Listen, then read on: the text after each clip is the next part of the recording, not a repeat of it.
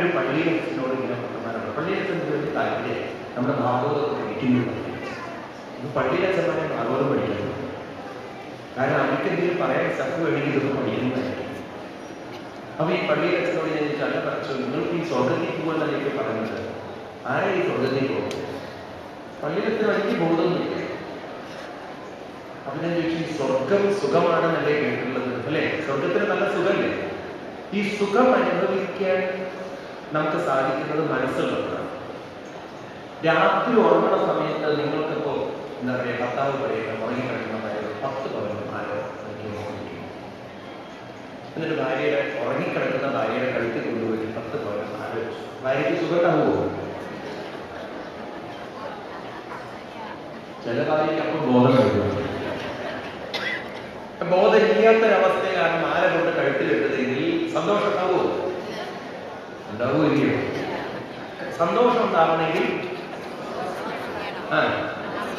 അറിയണം, ബോധം ഉണ്ടാവണം. അപ്പോ 10 പവന്റെ മാല. ചേട്ടാ ശരിക്കും 10 പവനാണോ അതോ 10 രൂപയുടെ? അല്ല, 10 പവന്റെ മാല. അത് കേൾക്കുമ്പോൾ അറിയുന്ന ഒരു സന്തോഷം. അപ്പൊ ഈ സന്തോഷം അനുഭവിക്കണമെങ്കിൽ എന്ത് വേണം? മനസ്സ് വേണം. അപ്പൊ ഈ സ്വർഗത്തിൽ പോയി സുഖം അനുഭവിക്കണമെങ്കിൽ അത് സുഖമാണെന്ന് അറിയണമെങ്കിൽ ഒരു മനസ്സ് വേണം. അപ്പൊ സ്വർഗത്തിൽ പോകുന്നത് ഉറപ്പാണ്. ആരാണ്? മനസ്സാണ്. അപ്പൊ ഞാൻ വീണ്ടും ചോദിച്ചു, സപ്പോസ് നിങ്ങളുടെ കർത്താവ് ഒന്ന് സ്വർഗത്തിൽ മനസ്സ് കൊടുക്കും, അപ്പൊ അവിടെ ചെല്ലുന്ന ആ സുഖം അനുഭവിക്കും മനസ്സ്. അപ്പൊ അവിടുത്തെ സുഖങ്ങളൊക്കെ അനുഭവിക്കുന്നത് മനസ്സാണെങ്കിൽ മനസ്സിൽ ആ സുഖം തട്ടുമ്പോഴല്ലേ സന്തോഷമുള്ളൂ. സ്വർഗത്തിൽ പോയി പക്ഷെ മനസ്സുറങ്ങി കിടക്കുകയാണ് സ്വർഗത്തിലെത്തി. ഞാൻ നേരത്തെ പറഞ്ഞതുപോലെ അവിടുത്തെ സുഖം അനുഭവിക്കാൻ പറ്റുമോ? അപ്പൊ സ്വർഗത്തിലെ സുഖം അനുഭവിക്കണമെങ്കിൽ മനസ്സിങ്ങനെ ഉണർന്നിരിക്കണം. അതല്ലേ സത്യം? അങ്ങനെയാണെങ്കിൽ ഈ മനസ്സുറക്കി അവിടെ പോയി കഷ്ടപ്പെട്ട് ഈ മനസ്സിനെ ഉണർത്തി ഇവിടുത്തെ നിങ്ങൾ സുഖം അനുഭവിച്ചാൽ പോലെ എന്തിനാ അവിടെ പോയി അനുഭവിക്കുന്നത്? അപ്പൊ ഞാൻ നിങ്ങളോട് പറയണം, നിങ്ങൾ വരും, നമുക്ക് ബോംബെ പോയി സുഖം അനുഭവിക്കാം. അപ്പൊ നിങ്ങൾ ചോദിക്കുകയാണ്, ഈ ബോംബെയിൽ സുഖം അനുഭവിക്കണമെങ്കിൽ എന്തിനും മനസ്സ് വേണ്ട സ്വാമി? അതെ. അപ്പൊ മനസ്സ് അവിടെ പോയി ബോംബെ പോയി അതൊക്കെ കണ്ട് സന്തോഷം അനുഭവിക്കും. മനസ്സിന് സന്തോഷം. അതെ. അപ്പൊ സന്തോഷം തിരികെ ഇരുന്നത് എവിടെയാണ്? ബോംബെയിലല്ലോ. അത് അനുഭവിക്കുന്ന മനസ്സിലല്ല. ബോംബെ കൂടെ അനുഭവിക്കണോ? ഇവിടെ അനുഭവിച്ചാൽ പോലെ അല്ലേ? ശരിയല്ലേ? മനസ്സിലാവുന്നവർക്ക് ഇങ്ങനത്തെ വിഡിത്തത്തിലാണ് അവരൊക്കെ നിലനിന്ന് പോകുന്നത്. നമ്മുടെ ഋഷീശ്വരന്മാർ പറയുന്നത് സ്വർഗം എന്നൊക്കെ വാക്കിന്റെ അർത്ഥം എന്നറിയോ? ഈ ക്രിസ്ത്യാനികൾ ഇനി 100 പഠിക്കാനുണ്ട്. ഞാൻ ആ പള്ളിയിലച്ചനോട് പറഞ്ഞ സ്വർഗം എന്നുള്ള ശബ്ദത്തിന്റെ അർത്ഥം എനിക്കറിയുമോ? അവർക്ക് പഠിച്ചിട്ടില്ല. അവരൊന്നും നമ്മുടെ ഋഷിമാരെ മനസ്സിലാക്കിയതിന്റെ ഡെപ്തിലേക്ക് ആര് പോയിട്ടുണ്ട്? സ്വർഗം എന്നുള്ള ശബ്ദത്തിന് സ്വഗതി ഇതി സ്വർഗം. സ്വയം ഗതി. ഗതി എന്ന് പറഞ്ഞാൽ കൈവരിക്കാൻ പറ്റുന്നത്. That which you can create. സ്വർഗ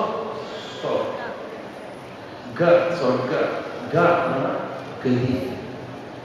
നിങ്ങളുടെ മനസ്സിന് ഉണ്ടാക്കാൻ പറ്റുന്ന ഒന്നാണ് സ്വർഗം. അത് ദൈവം തരുന്നതല്ല. ചിന്തിക്കുക. അപ്പൊ എന്താ ഈ സ്വർഗം എന്ന് പറയുന്നത്? എപ്പോ നിങ്ങളുടെ ജീവിതം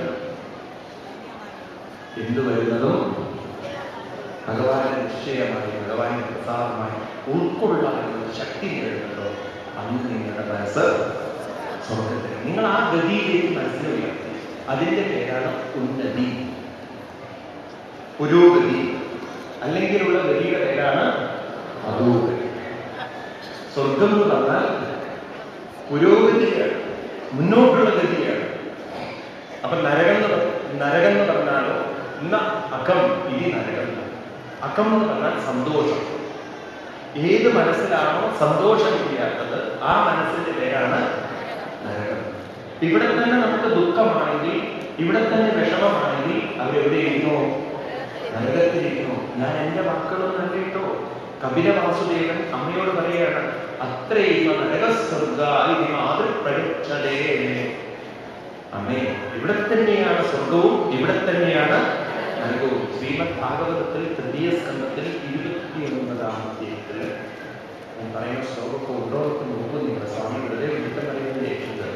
കാരണം നിങ്ങൾ പറയുന്നത് ഭാഗവതത്തെയും മറ്റൊക്കെ ബേസ് ചെയ്തുകൊണ്ടാണ് പറയുന്നത്. 3ാം സ്കന്ധത്തിൽ മൂന്നാമത്തെ സ്കന്ധത്തിൽ 30-ാമത്തെ അധ്യായത്തില് 29-ാമത്തെ ശ്ലോകം. അങ്ങനെ ഒരു മൂന്നാമത്തെ സ്കന്ധത്തില് 29-ാമത്തെ അധ്യായത്തില് 30-ാമത്തെ ശ്ലോകം. അവിടെയാണ് പറയുന്നത് അത്രൈവ നരകസ്വർഗ. എന്തോ ശ്ലോകത്തിൽ അത്രൈവ നരകസ്വർഗ ഇനി മാതൃപ്രതീക്ഷതേ യാതനാവൈ നരയ്ക്ക. മനസ്സ് യാതനകളിലാണെങ്കിൽ അത് തന്നെ നരകം. ഇഹ ഒഭിരക്ഷിത. ഇവിടെ തന്നെ അനുഭവത്തിലൂടെ മനസ്സിലാക്കും. അപ്പൊ നിങ്ങൾ പറയുമ്പോൾ വിഷമങ്ങളുണ്ട്, ബുദ്ധിമുട്ടുണ്ട്, പ്രയാസമുണ്ട് എന്ന് പറഞ്ഞാൽ നിങ്ങൾ എവിടെ ഇരിക്കുന്നു? അതുകൊണ്ടാണ് പ്രാർത്ഥിക്കേണ്ടി വരുന്നത് നരകത്തിൽ നിന്നും നമ്മൾ ഉണ്ടാക്കുന്നത്. അതുകൊണ്ട് ഒരിക്കലും നരകത്തിൽ ഇരിക്കാൻ ആരെ സമ്മതിക്കരുത്. വിഷമങ്ങൾ വരും, ബുദ്ധിമുട്ട് വരും, പ്രയാസം വരും. അപ്പൊ പറഞ്ഞേക്കണം ഇതൊക്കെ ഭഗവാന്റെ നിശ്ചയം, ഭഗവാന്റെ നിയോഗം എന്നൊക്കെ പറഞ്ഞാൽ സ്വീകരിക്കാനുള്ള ഒരു കരുത്ത് നിങ്ങൾക്ക് ഇങ്ങനെ നമ്മുടെ ജീവിതത്തെ നമുക്ക് മാറ്റിയെടുക്കാൻ സാധിക്കുമെന്ന് ഋഷീശ്വരന്മാരെ നമുക്കതിനുള്ള ബുദ്ധി കൊടുക്കണം. അപ്പോ നാളത്തെ ഗതി നിശ്ചയിക്കുന്നത് ഈശ്വരനല്ല, ആര് തന്നെ? അവനവൻ തന്നെ. നാളെ പുനർജനിക്കുന്നത് നമ്മൾ ഉണ്ടാക്കുന്ന സംസ്കാരങ്ങളുള്ള ഒരു മനസ്സ്. So tomorrow's journey is the continuation of virtue. അത് നല്ലോണം മനസ്സിലാക്കും. ഇതിലൊന്നും ഈശ്വരനെ യാതൊരു തുറന്നില്ല. കാരണം ഈശ്വരൻ പുറത്തല്ല ഇരിക്കുന്നത്. ഈശ്വരൻ പരമാത്മാവായി ഭഗവത്ഗീത എത്ര തവണ ഭഗവാൻ ആവർത്തിക്കും? മനസ്സിലായില്ലേ? ഉത്തമ പുരുഷസ്തന്യ പരമാത്മേതുദാഹൃത യോ ലോകത്രയമാദിശ്യ വിഭക്തവ്യയമീശ്വര യസ്മാക്ഷരമതീതോഹം അക്ഷരാദപി ഉത്തമ എന്നൊക്കെ ഭഗവത്ഗീതയെ ആവർത്തിച്ച് തത്പദം തത്പരിമാർഗിതവ്യം യസ്മിൻ ഗദാനനിവർത്തം വിഭൂയ. ഇതാണ് സത്യം. നിങ്ങൾക്ക് കൈവരിക്കാൻ പറ്റുന്നതാണ് ഈശ്വരൻ. നിങ്ങളുടെ ആത്മാവാണ് ഈശ്വരൻ. നിങ്ങളുടെ ഒറിജിനൽ ഈശ്വരൻ. ഇതൊക്കെ മനസ്സിലാക്കി വയ്ക്കും. അങ്ങനെ നമ്മുടെ ഗതിയെ നിശ്ചയിക്കുന്നത് നമ്മൾ പുരഞ്ചനോഭാഗ്യത്തിൽ പുരഞ്ചനൻ ഒരു പെണ്ണായി തീർന്നു എന്നാൽ അയാൾ ഉണ്ടാക്കി വെച്ചിരിക്കുന്ന സംസ്കാരം. ഈ പെണ്ണ് ആണ് എന്നതും ഭാഗവതത്തിലുണ്ടോ പറയുന്നത് ശരീരം നോക്കിക്കൊണ്ടല്ല. നമ്മുടെ ഋഷീശ്വരന്മാര് പെണ്ണെന്നും സ്ത്രീയെന്നും പുരുഷനെന്നും വിളിക്കുന്നത് ഏതൊരു വ്യക്തിയാണോ എപ്പോഴും ഒരു ഇമോഷണലി ഡൗൺ ആയിരിക്കുന്നത്, വികാരങ്ങളിൽ തരളിതമായ വികാരങ്ങളിൽ തളരുന്ന ആ മനസ്സുകളുടെ ഉടമകളെയാണ് സ്ത്രീ. ആ ശബ്ദം വരുന്നത് എന്ന് വെച്ചാൽ സത്വ സ്ത്രീ. സ്ത്രീ നിങ്ങൾ എഴുതുമ്പോൾ സ എന്നൊരു അക്ഷരമുണ്ട്. സ്ത്രീ എന്ന് എഴുതിയപ്പോൾ സ എന്നൊരു അക്ഷരമുണ്ട്, ത എന്നൊരു അക്ഷരമുണ്ട്, റ എന്നുള്ള സ്ത്രീ. ഈ 3 അക്ഷരങ്ങളും സൂചിപ്പിക്കുന്നത് സത്വ രജ തമോ ഗുണങ്ങൾ.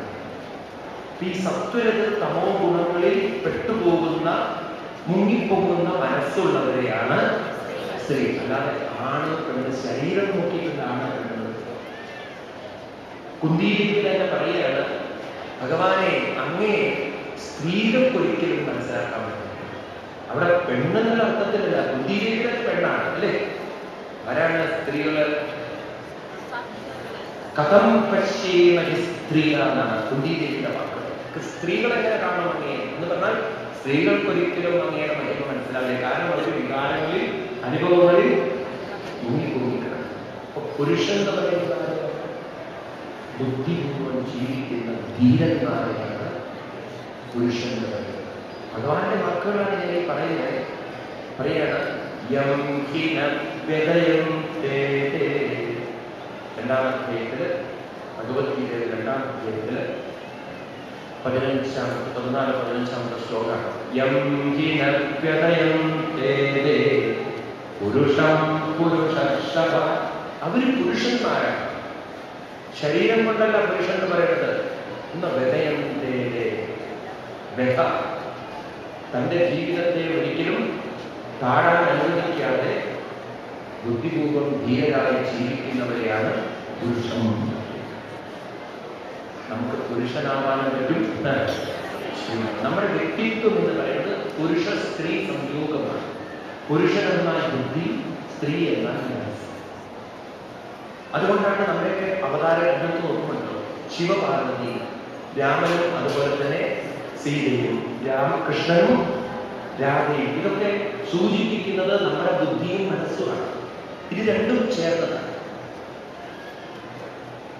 ഇത് രണ്ടും സമമായി കൊണ്ടുനടക്കണം. അതായത് മനസ്സ്, ഇപ്പോൾ നമ്മളൊക്കെ ഉണ്ടല്ലോ, ശ്രദ്ധിക്കണേ ഞാൻ പറയുന്നത്, മനസ്സ് പ്രകടിപ്പിക്കാനുള്ളത് ബുദ്ധി ഉൾക്കൊള്ളും. ഇപ്പോൾ നമ്മൾ ചെയ്യുന്നത് ബുദ്ധി പ്രകടിപ്പിക്കുന്നോ മനസ്സ് മനസ്സിലായോ പറഞ്ഞത്? മനസ്സ് പ്രകടിപ്പിക്കാനുള്ളതാണെന്ന് പറഞ്ഞാൽ സ്നേഹം, സന്തോഷം, ദയ, കാരുണ്യം, ഇതൊക്കെ പ്രകടിപ്പിക്കാൻ ചെയ്യാനുള്ളതാണ്. എന്നാൽ ആരൊക്കെ നമ്മളോട് വിഷമങ്ങൾ കാണിച്ചാലും അതിനെയൊക്കെ ബുദ്ധിപൂർവം ഉൾക്കൊള്ളും. ഇന്ന് നമ്മൾ ചെയ്യുന്നത് ബുദ്ധി പ്രകടിപ്പിക്കണം, മറ്റുള്ളവർക്കൊക്കെ പറഞ്ഞു കൊടുക്കുന്നത് നിങ്ങൾ നന്നാവോ, നിങ്ങളാണ്. പക്ഷെ മനസ്സൊക്കെ ഉൾക്കൊള്ളുക. ആരെന്ത് പറഞ്ഞാലും എന്ത് വിഷമം വന്നാലും അതൊക്കെ മനസ്സ് ഉൾക്കൊള്ളുന്നത്. മനസ്സ് മാനസികമായി വ്യത്യാസം മനസ്സിലാക്കില്ല. മനസ്സ് വല്ലതും ഇങ്ങോട്ട് വലിച്ചെടുത്താൽ മനസ്സ് നീങ്ങും. എല്ലാം ഉൾക്കൊള്ളേണ്ട സാധനം ബുദ്ധിയും, എല്ലാം പ്രകടിപ്പിക്കേണ്ട സാധനം മനസ്സാണ്. എന്നാൽ ഇന്നത് നേരെ വിപരീതമായിരിക്കും. മനസ്സിലാവുന്നില്ല? വ്യക്തമാക്കും ഒന്നുകൂടി. അതായത് നമ്മുടെ വീട്ടിൽ നമ്മൾ നിങ്ങൾ ബാത്റൂമിലേക്ക് കുളിക്കുന്നത് അല്ലേ? അപ്പൊ കുളിക്കുന്ന സമയത്ത് നമ്മൾ ബക്കറ്റിലൊക്കെ വെള്ളാക്കി കുളി കഴിഞ്ഞ് അതൊക്കെ ബാത്റൂമിലേക്ക് കെട്ടിക്കിടന്ന് പിന്നെ അത് പൈപ്പ് വഴി പുറത്തേക്ക്. നിങ്ങളൊന്ന് ആലോചിച്ച് നോക്കും, കുളിക്കാനുള്ള വെള്ളം വരുന്നുമില്ല, ഉപയോഗിച്ച വെള്ളം കെട്ടിക്കിടക്കണം. ഇന്നലെ കുളിച്ച വെള്ളം പുറത്ത് പോയിട്ടുമില്ല, ഇന്ന് കുളിക്കാനുള്ള വെള്ളം വരുന്നുമില്ല. എന്തായിരിക്കും ആ ബാത്റൂമിന്റെ അവസ്ഥ? അപ്പൊ ഒന്ന് പുറത്തേക്ക് പോകണം, ഒന്ന് ഇങ്ങോട്ട് വരണം. ഒന്ന് കളയാനുള്ളതാണ്, ഒന്ന് കിട്ടാനുള്ളതാണ്. ഇതേപോലെയാണ് ബുദ്ധിയും മനസ്സും. മനസ്സുകൊണ്ട് പ്രകടിപ്പിക്കാനുള്ളതാണ്, ബുദ്ധി കൊണ്ടെല്ലാം ഉൾക്കൊള്ളാം. അത് നേരെ വിപരീതമായ എന്തായിരിക്കും അവസ്ഥ? ഇന്ന് അങ്ങനെ വിപരീതമായി ജീവിക്കുന്നത് കൊണ്ടാണ് നമ്മളൊക്കെ മാനസികമായി ഭാവുന്നത്. അതുകൊണ്ട് ഈ ഭാഗവതത്തെ കേട്ടാലുള്ള ഗുണം എന്താണെന്ന് വെച്ചാൽ, ശോഷിച്ചു പോയ ബുദ്ധി ആരോഗ്യമുള്ളതായിരിക്കും. നമ്മുടെ ശോഷിച്ചു പോയ മനസ്സ് ആരോഗ്യവത്തായിരിക്കും. മനസ്സുകൊണ്ട് നമുക്ക് പ്രകടിപ്പിക്കാൻ പറ്റും, ബുദ്ധി കൊണ്ട് നമുക്ക് ഉൾക്കൊള്ളാം. മനസ്സിലാവുന്നോ? മനസ്സുകൊണ്ട് തളരുകയില്ല, എന്നാൽ ബുദ്ധി കൊണ്ട് നമ്മൾ ഈ ഒരു ജീവിതം നമുക്ക് പ്രാപ്തമാക്കി തീർക്കാൻ സഹായിക്കുന്നു. പുരഞ്ജനം അതിന് മുഴുവൻ ഇത് പറഞ്ഞ് പ്രസംഗിപ്പിക്കുകയാണ്. ഈ പുരഞ്ജനം എന്ന് പറയുന്നത് വാസ്തവത്തിൽ മനസ്സിനെയാണ്. 9 മുറിയുള്ള വീട് എന്ന് പറയുന്നത് നമ്മുടെ സ്വന്തം ശരീരമാണ്. നവദ്വാരേ പുരേ 9 ദ്വാരങ്ങളാണ് ഈ ശരീരം. കണ്ണ്, കാത്, മൂക്ക്, മനസ്സിലാക്കി, വായ, മലമൂത്ര വിസർജനങ്ങൾ, ഇതൊക്കെ കൂടെ എല്ലാം കൂടെ ഈ പുരഞ്ജനം ഇവിടെ തന്നെയാണ്. പുരഞ്ജനി എന്ന് പറയുന്നത് നമ്മുടെ പുരഞ്ജനം എന്ന് പറയുന്നത് പൂർവ്വ സംസ്കാരവും പുരഞ്ജനി എന്ന് പറയുന്നത് മനസ്സും. ഇതിങ്ങനെ ജീവിച്ച് പലതും അനുഭവിച്ച് ബുദ്ധി ഉപയോഗിക്കാതെ ഒരു ശരീരം വിട്ട് കൊതിച്ച കുമാരൻ, കൊതിച്ച സ്ത്രീ, കൊതിച്ച പ്രിയം ഭാഗവതം പറയുന്നത് അങ്ങനെ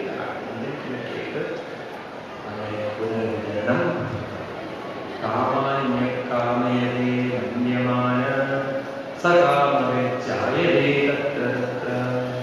ഓരോ കാമങ്ങൾ മനസ്സിൽ വെച്ച് ആഗ്രഹങ്ങൾ വെച്ച് ഒരു ശരീരം വിട്ട് മറ്റൊരു ശരീരത്തിലൂടെ ആഘോഷിക്കും. ഇനി നമ്മൾ അനുഭവിക്കുന്നത് ശരീരങ്ങൾ എടുത്തോട്ടെ, പക്ഷെ ഒരു തളർന്ന ജീവിതം നമുക്ക് ഒരിക്കലും അതിനെന്ത് വേണം? നമ്മുടെ മനസ്സിനെ നമ്മൾ ഉയർത്തി